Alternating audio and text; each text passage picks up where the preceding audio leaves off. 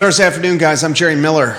Thank you kindly for joining us on the I Love CVille Show. It's great to connect with you guys through the I Love CVille Network, a show that airs across all social platforms. J-Dubs, if you could, check the I Love CVille group for us. Take a look at the screen, viewers and listeners, for today's headlines. A lot we're going to cover on the program, including a Virginia Board of Education appointment by Governor Glenn Youngkin that is resonating throughout the Commonwealth, certainly here in Central Virginia. Dr. Meg Bryce, who ran for the at-large seat with the Albemarle County School Board, she lost to Allison Spillman in what may have been the most followed school board race, I can't believe I'm saying this, in American history. Quite possibly the most followed school board race in American history. The governor, Glenn Youngkin, has now appointed Meg Bryce to the Virginia Board of Education. And this is a prominent appointment for a very influential board that has responsibilities of setting statewide curriculum standards, establishing high school graduation requirements, deciding the qualifications the teachers may have or must have, establishing state testing, assessment criteria, and accreditation programs. This appointment, in some ways, has a greater impact on public schools than the impact Dr. Bryce would have had she had won the at-large seat in Albemarle County. In some ways. And always. Yeah. Had she had won, that's Judah Wickhauer's voice. We want to make sure we get his handsome mug on screen over there so he's not just the voice of the gospel that is the I Love CVille Show. I will say this. If she had won a spot on the Albemarle County School Board, had she had beaten Allison Spillman, she would have been vastly outnumbered on that board. Probably in most voting scenarios, the lone vote on the side that she voted upon. No doubt, which is why it was strange how terrified people the community seemed to be. Was with her winning. Yeah. Right. So there's a lot we're going to unpack on this show, Judah. I ask you this question before the program starts every day we're on air. Which headline do you find most compelling today? We got a lot of ammunition for the third straight day, right? Ah, man, it's a toss-up. I mean, I'm very much interested in hearing and finding out how this how the whole thing goes with Bryce's appointment. I'm also interested in our CVille City Council about to vote on ranked choice, and I'd love to hear what our viewers think. We got commentary already in from Deep Throat on ranked choice voting. Nice. I look forward to listening to it. Look forward to learning from Deep Throat like we always do on ranked choice voting. He's also offering commentary on Meg Bryce. Viewers and listeners, let us know your thoughts on the governor's appointment of Dr. Bryce. That's the headline and the storyline I'm following the closest. I will set the stage here, and then we have to unpack the storyline. The governor has appointed Dr. Meg Bryce to the Virginia Board of Education. I've already highlighted that the Virginia Board of Education, when it comes to public schools in the Commonwealth, has tremendous influence and accountability, setting statewide curriculum standards, establishing high school graduation requirements, deciding what qualifications teachers must have, establishing state testing, assessment, and accreditation programs. This appointment has surprised many in Central Virginia, surprised, perhaps irked many in Central Virginia. That's clear by the Daily Progress article. The Daily Progress article, I was stunned how the article was written. So I was was I. stunned by the photo that was chosen for the article. I was stunned by the headline where it doesn't even utilize her name. I was stunned how it was depicted being the daughter of somebody as opposed to the person she is today. I was stunned with the sub-headline, which is the headline right below the primary headline, where they say she has no children in the public school system. I mean, this is slanted coverage. I got to be straightforward. They're definitely leading with their bias. It's an agenda leading with their bias. We will have to unpack that on today's show. We'll talk the cause and effect of Youngkin appointing Bryce. And frankly, we have to ask this question. Just because Youngkin has made the appointment doesn't mean it's official. Right. She still has to be confirmed. By the General Assembly. Mm-hmm. And it's a simple majority that needs to confirm her. The General Assembly of Virginia, made up of delegates and state senators, 100 members in the House of Delegates, 40 in the Senate of Virginia. She needs a simple majority to get on this board. Previous Youngkin appointees some have struggled to get that simple majority. Mm-hmm. There is already delegates tied to our area, Katrina Coulson, who's come on the show, Amy Laufer, who are saying they are not going to approve this move by Youngkin. Yeah, I mean, you can see the campaigning wheels starting. There's going to be a massive push to keep her out. 100%. Question I have for you. Question I have for you, the viewer and listener. Question I have for you, Judah Wickhauer. The school board race captivated the country and certainly the Commonwealth. Mm-hmm. It was a race full of hate and name-calling and media attention. One of the ugliest local elections I've seen, from a political signs being graffitied. Oh, yeah, I was just going to mention that. Mudslinging. Mm-hmm. We saw people label candidates, marginalize candidates, demean candidates. Are you surprised that Bryce chose to get into the political forum again after such a hate-filled school board race that saw not only her, but her family in a Commonwealth, if not regional, if not nationwide spotlight?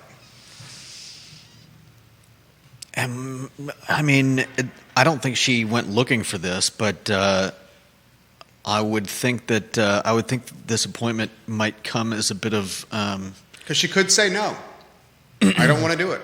Yeah, she could definitely have said no. I think this may, and I don't want to put words in her mouth or anyone else's, but it may come as a bit of vindication after all the the rancor that you mentioned. What, as Deep Throat says, she gets the last laugh? She basically ends up above not just our local school boards, but what I believe it's a district appointment, so she may not. She's obviously going to be helping to shape statewide public school policy. Yeah. So you think it's vindication? You think it's, as Deep Throat characterizes, the last laugh? I don't see her. I don't see it that way. Being the type of person to be laughing at. I see it like this: someone who wants to get involved and make an impact. Yeah. Someone getting involved that understands the significant costs of private school education. Someone that previously moved to a school district because of the strength of the public school system, someone that felt disenchanted with the public school system during the pandemic, someone that's willing to do the best for their children, just like all of us as parents. We will do whatever we can for our kids to have the best situation possible. Yeah. Whether that's school-related, health-related, whether that's exercise-related, anything tied to our children's future, parents, large majority of us, will bend over backwards for our children to have better lives than we will. Mm-hmm. I know our parents do, I know my wife and I do, and I know her family does. She chose to move to a location because of, in part, the school system. The school system was not meeting standards during COVID. She then chose to take her basketball team of a family and put them in private school. That line item, I would imagine, is the top one each month from a cost standpoint. And she said, you know what, I would love to contribute in some capacity and help return the public school system to the standard that I know it can reach. Yeah. A standard that I would feel comfortable for my kids.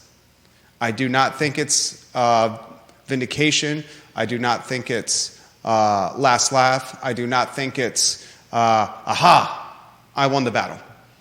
Well, I think you may be mischaracterizing vindication. I think vindication is more along the lines of recognition. I don't mean, it's not a matter of. The point I'm making is I think this is a genuine contribution of her most important element, her time.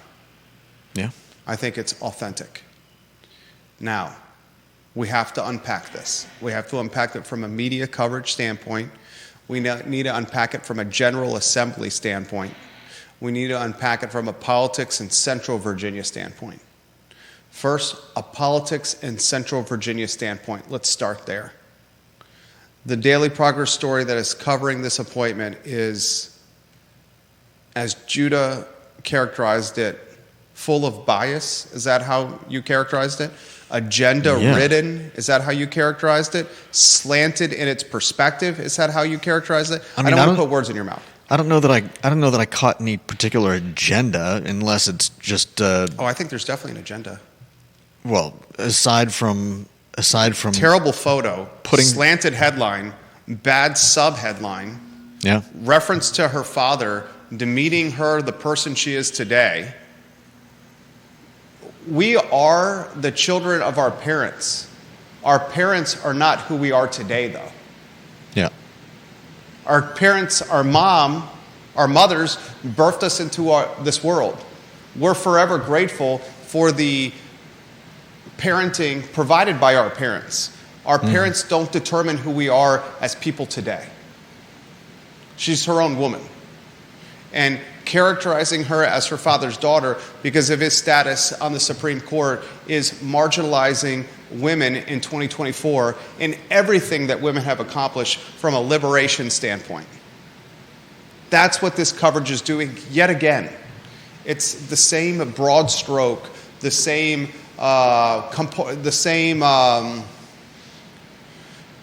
labeling of stay in the kitchen, get an apron on, and make a house and cook some meals.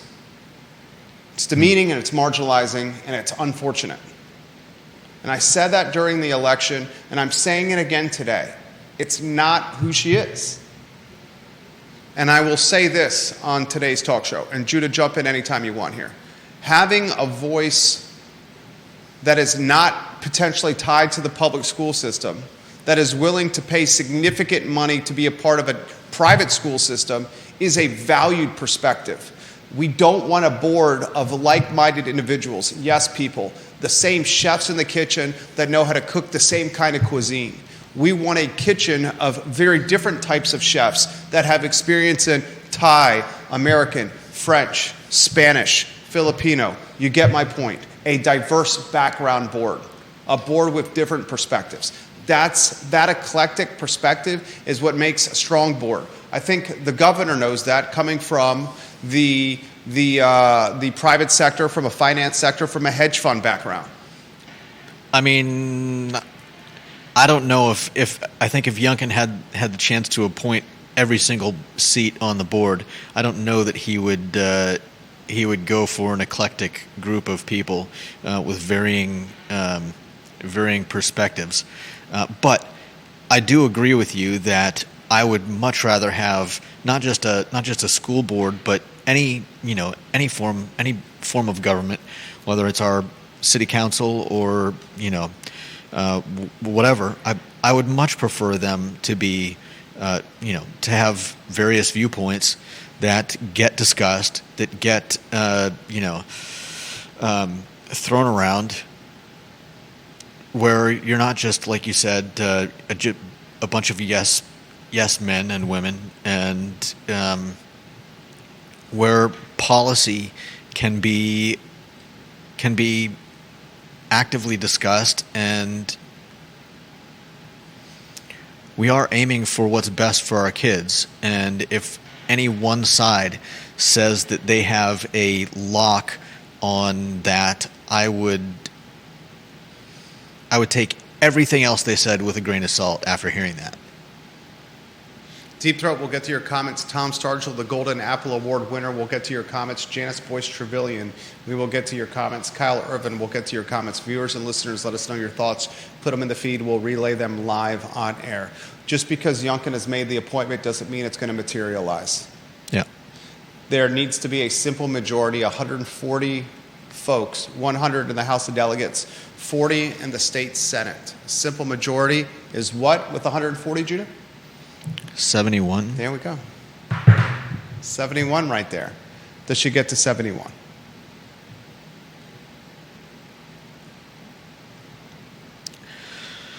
I don't know enough about the delegates who are going to be voting. I don't know what the makeup is. Does she get to 71? There's no wrong answer here. The only wrong answer is the answer that's not mentioned. Does she get to 71? I'd like to say she does. This comes in via Facebook DM. Please don't use my name.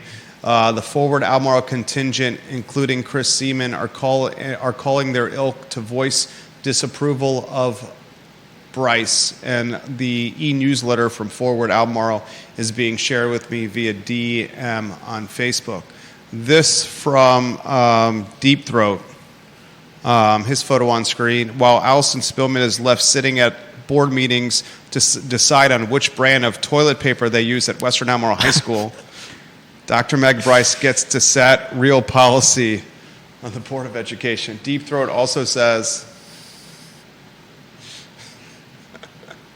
Deep Throat. He also says, it reminds me, if you strike me down, I will become more powerful than you can possibly imagine. He says it's a new low for the Daily Progress, this coverage. And Lee Enterprises, the parent company of the Daily Progress, he highlights that they now have a market cap of $60 million and calls them a zombie company. Deep Throat, number one in the family, offering his commentary. We appreciate that perspective. Janice Boyce Trevelyan says she's laughing out loud right now to Deep Throat's commentary, as is Judah with a smirk and a chuckle on his face over there. Janice Boyce Trevelyan's photo on screen says, I also wonder if the choice for private school education was done for a safety issue for her family because she's a high-profile family. I would say it was more of a disenchantment of the school system during COVID. And wanting what's best for her kids. And a lot of us were disenchanted with how Albemarle County was running its school system during the pandemic. Tom Stargell, the Golden Apple Award winner, a retired Albemarle County teacher, says, by local debacle, first he says, my hope is she will come on the board with guns blazing, especially toward our local debacle. By local debacle, I mean that Albemarle County Public Schools are the poster children for everything that is wrong, lacking, or needs fixing in public education. Kyle Irvin, his photo on screen, he's in the business of communication. He says, SOLs were the benchmark when I was in school. I feel that these standardized tests teach youth how to stay in a box. It's not a real measure of their critical thinking skills. The curriculum should not be centered around these types of tests, SOLs. Strong comment from Kyle Irvin right there. Yeah, and I've heard from at least one teacher that they really aren't. They don't really follow what the teachers are actually teaching in the class. So they've got to teach to the SOLs rather than teaching what they want to teach. It's more like we have to teach the kids to pass the SOL so that the school can continue getting money rather than trying to be a good teacher and teach the students. You're basically just teaching them to score well on a test. Which is bogus. Yeah. It's absolutely bogus. It's not the kind of education you want for your kids. Do I think she's going to get a simple majority?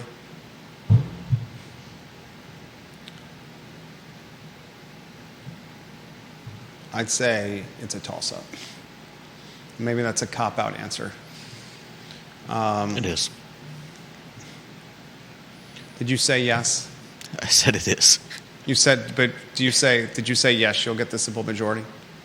I said I'd like to hear that she does, but I honestly don't know. I hope, I'll say this, I hope she gets the simple majority and gets the appointment so she can start setting curriculum standards and becoming kind of like a bellwether or a strong-willed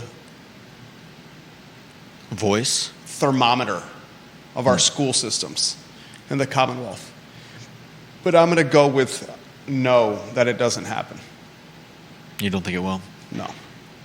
You think they'll campaign? I think she made one critical error in her campaign, and if she could do it all over again, it would be her commentary on systematic racism.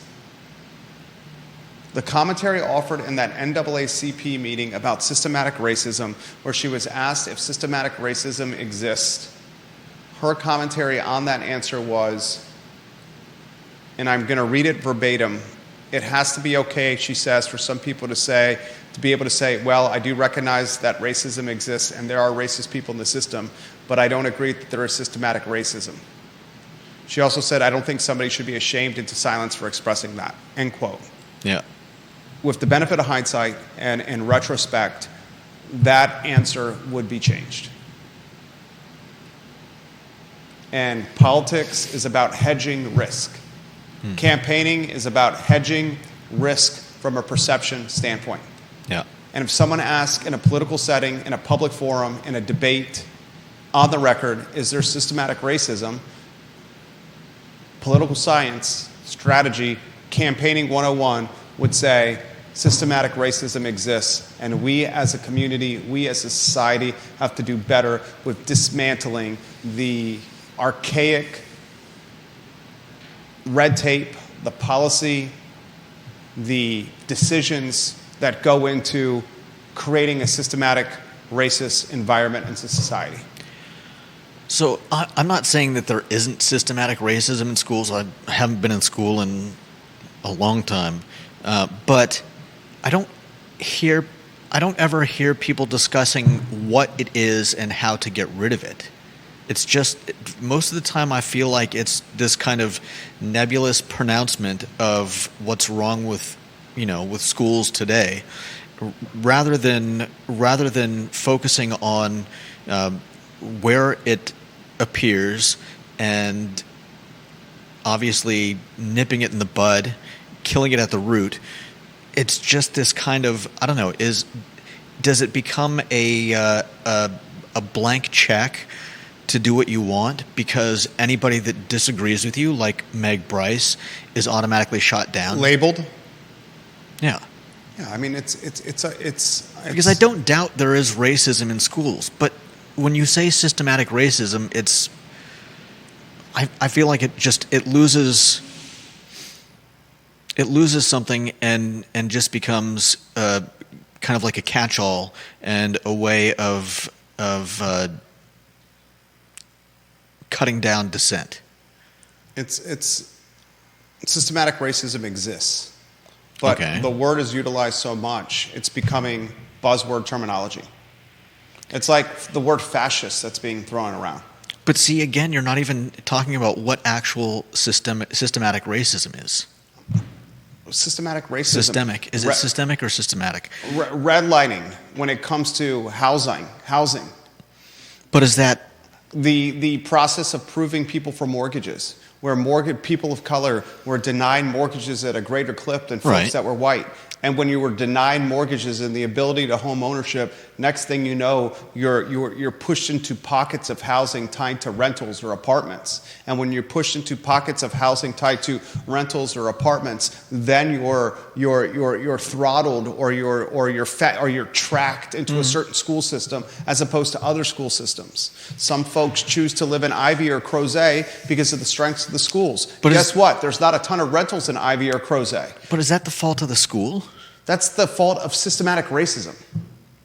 That is systematic racism, where for a long period of time in American history, folks of color were much more likely to be turned down for mortgages than folks that are white.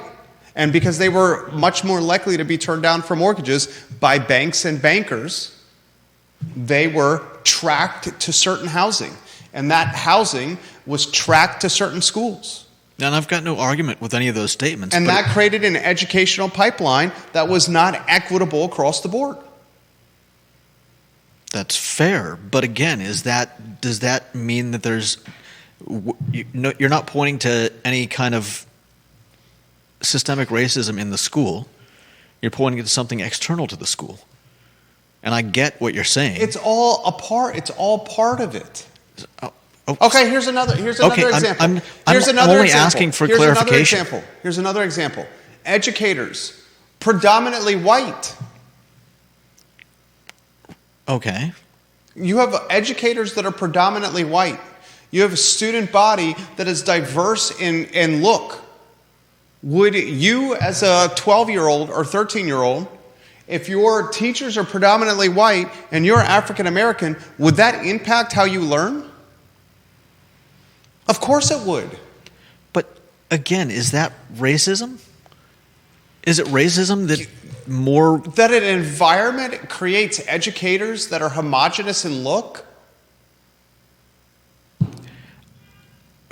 But when do you? I don't understand. I don't get how you don't understand this. I do. I understand that there is systemic racism abounding in our country, but to say it exists everywhere, without giving, I get it.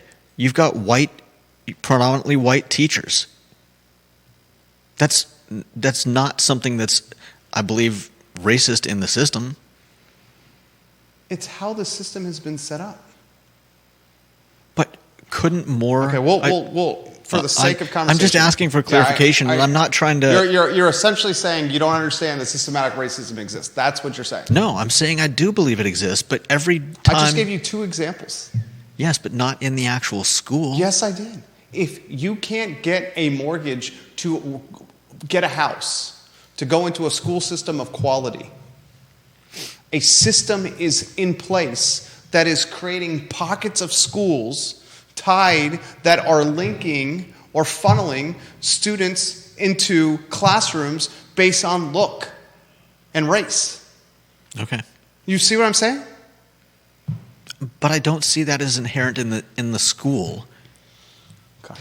For the sake of a talk show, sorry. Yeah, we'll move on from this for the sake of a talk show. Okay. I would not encourage you to run for any kind of campaign and offer that answer on the record, because that will be turned into the fodder for Jason Ernesto Daily Progress stories to come. All right, just a political science or political strategy suggestion. Sure. I mean, heaven forbid that somebody wanting to help kids asks questions. Just a suggestion. From LinkedIn, John Blair. In a February 1, 1985 opinion, the Virginia Attorney General found that confirmation by the General Assembly must still be by a majority of each house of the General Assembly. Therefore, it isn't 71. Oh, he's correcting us. Thank you, John. Total senators and delegates needed for the confirmation. Rather, it is 21 votes in the Senate and 51 in the House of Delegates. 72, 21 votes in the Senate and 51 votes in the House of Delegates. Thank you, John Blair. This man knows this better, way better than we do. So it's 72 votes. Yeah. 21 votes in the Senate and 51. So, John, I got a question for you here. This is a question for you, John. Does it have to be 21 in the Senate and 51 in the House? It cannot be. It has to be that breakdown. It can't be more lopsided, like you get 72 in the House and less in the Senate. Does it have to be 21 in the Senate and 51 in the House for simple majority? Or can one carry more weight than the other? I should know this. I should have paid attention in Chris Joyce's AP US history class in the 11th grade. Instead, I was probably looking at Lauren in the desk next to me, or Kimberly in the desk in front of me. Sorry, Mr. Joyce. John, please educate me on that. Anything else you want to add here? I appreciate the conversation. Good afternoon to you too, Kevin Yancey. Sandra Holbrook says, true journalism no longer exists. Sandra Holbrook says, the Daily Progress continues to spew misinformation on Meg Bryce just to get clicks. Absolutely pathetic and even a sadder reflection on our society that people believe it. So excited for Dr. Bryce's appointment. Would have loved to have had her in Albemarle County Public Schools, but feel she have a more positive impact at the state level. She is an extremely bright woman and is able to clearly see the deficits of our school system and is able to acknowledge if something isn't working, you need to re-examine it. Strong comment from Sandra Holbrook. Vanessa Parkhill in Earlysville. Judah, you jump in after after Vanessa Parkhill's commentary here. Queen of Earlysville says, so Jerry, if black students should be taught by black teachers to produce better results, should white parents make the same requests? And if I said I prefer a white teacher for my kid, which I never would, what would be said about me? I get the point that you're making there, Vanessa Parkhill. I get the point that you're making there. But I would encourage the viewers and listeners to ask yourself this question. If you're 12 years old, do you want someone that looks like you? I get it, but yes. she makes a great point. Do you want somebody that looks like you? If you're 12 years old and all your educators look nothing like you, is that going to have an impact on how you learn? But that's the same thing as saying we should have more women in X particular part of our world, but you can't force someone to go into whatever it is, finance. You want more women in sports. You want more women in But we are putting that policy in place to get that diversity in those fields you're talking about. Yeah, we talked about recently the astronomy department, UVA, and the fact that they don't have the diversity that they want. But the fact of the matter is, throwing money at it hasn't changed anything, and you need to go back further. There's not a whole lot you can do at the university level, and I think the same is true in a lot of industries. You have to that's the reason why things like STEM are such a good idea. Is that what I'm thinking of? Getting younger people involved in certain industries earlier in school, so that by the time they get to college level, they're on track to do something like that. John Blair confirms on LinkedIn. Thank you, John. I learned something from you today here. He says, yes, it's a simple majority in both houses. One cannot effectively transfer its votes to the other house. I learned something today. I should have paid attention to Chris Joyce in 11th grade. John Blair, thank you. 71 votes is not right, like I said. It's 21 in the Senate. There's 40 in the Senate. You need a simple majority in the Senate for 21. There's 100 in the House. You need a simple majority in the House of 51. You cannot transfer and get more in one than the other. I don't see the simple majority happening. John, do you see the simple majority happening? He knows, he definitely would be able to answer that question better than I could. I'm looking at Twitter right now and what's trending on my Twitter account, and it's Youngkin's appointment of Meg Bryce to the Virginia Board of Education. Literally trending right now on Twitter. Now, part of that is tied to the content I'm absorbing on the platform, but it's on the trending column right now on my Twitter.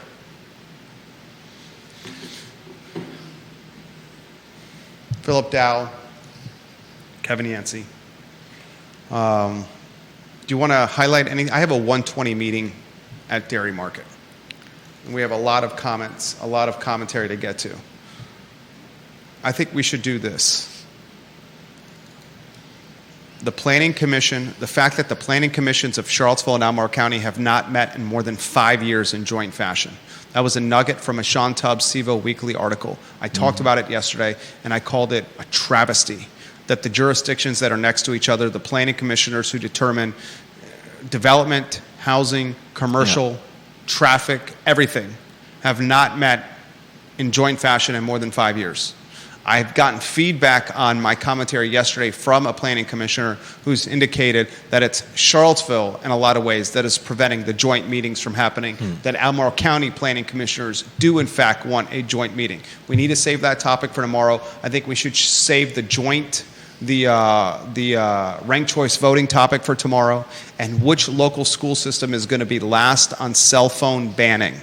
I think it's going to be Charlottesville. It's going to be the last to ban cell phones in schools. We just saw Stanton City Schools do it. Yeah. It's either going to be Charlottesville or Albemarle County. That's going to be the last to do the ban. We'll talk about those topics. We'll spend a little bit more time before the 120 meeting at Dairy Market on this topic.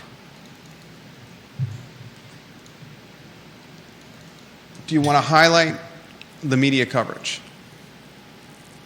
I mean, there's so much to unpack just in this one article. I mean, talking about Spillman describing Bryce's appointment as Youngkin's most recent attempt to weaken Virginia's public education system. Them talking about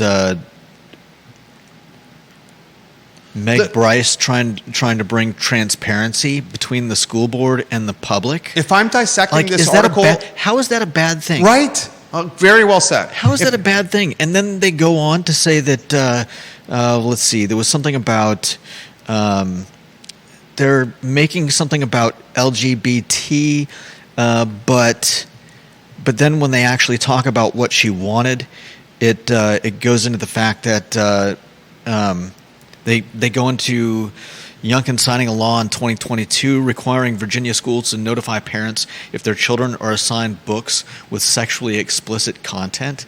Like, how do I just...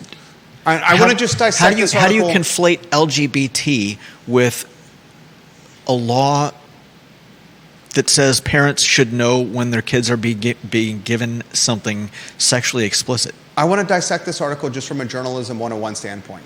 Okay? Okay. I started my career out of the University of Virginia working for the Daily Progress as a part-time correspondent, a stringer, was promoted to staff writer, then promoted to editor. One of the youngest editors in Daily Progress history.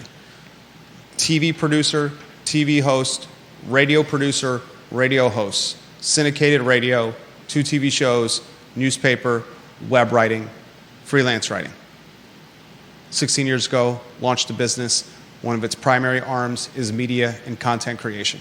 If I'm dissecting this article based on 20 years of media experience, hell, I first was in 2002, 22 years of media experience, I would dissect it this way. The headline doesn't even use her name. Yeah. It uses it uses her maiden name, not her current name. Yeah. And it links to her father. Mm-hmm. The sub-headline throws shade on where her kids goes to school. Yeah. The photo they chose is incredibly not a great photo. Every person quoted in the article is against the appointment. There's not a single person sourced for this article from a quote standpoint that is in favor of the appointment. Yeah. Not a single one in favor of the appointment that's offering color and perspective. Yeah. Not a single one. They bury in the article what the Board of Education responsibilities are about. That's the last paragraph, all the way at the bottom. They link her to her late father. They marginalize everything that she's accomplished. They continue to demean women with this kind of coverage by basically make it about what her dad has done in his track record as opposed to what she has accomplished. Mm-hmm. And as Judah highlighted, conflate, is that the word you utilized? Yeah. I mean, agenda. And everything they talk about is what is... I got 60 seconds. Go ahead. There's so much in here about what they seem to think is likely rather than... there's so much that's not based on fact. On the campaign trail, blah, blah, blah, told the Daily Progress she was not open to removing or banning books from schools. But Rahman is concerned that her appointment could result in policies that make book bans more likely. There's just, a clear bias. And like you said, not a single word from a different perspective. And I'll close with this. Are you Bryce's commentary that she provided the reporter was a statement provided? Can you blame her? Of course, in this scenario, you're going to email a statement so nothing could be misconstrued and taken out of context. And there's a paper trail for what I provided you. Yeah. You don't go on the record with something that you don't trust.